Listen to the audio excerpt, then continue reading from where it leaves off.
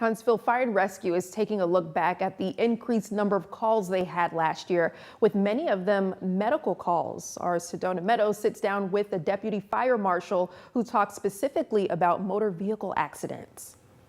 2023 was a busy year for Huntsville Fire and Rescue as they responded to a total of 23,483 calls.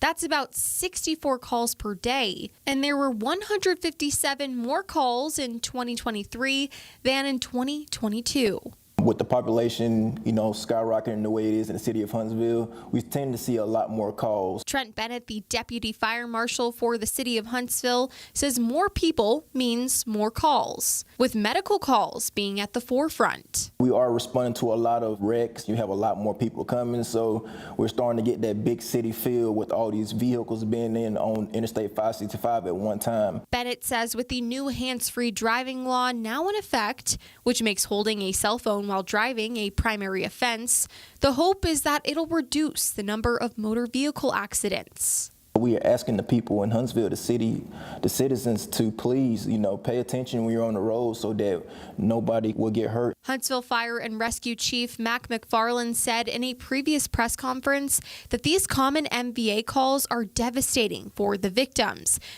families, and the firefighters on the scene.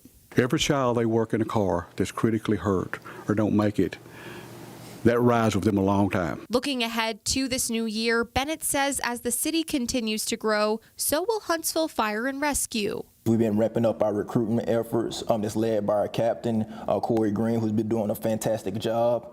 Our numbers have been going up. And even though the days can be hard and long, Bennett is sure to note it's totally worth it. When you know you've done the best that you can see you put a smile on somebody's face. But just knowing that I can make a difference in my community, plus in being in the biggest city in Alabama and you making a difference, you can't beat that.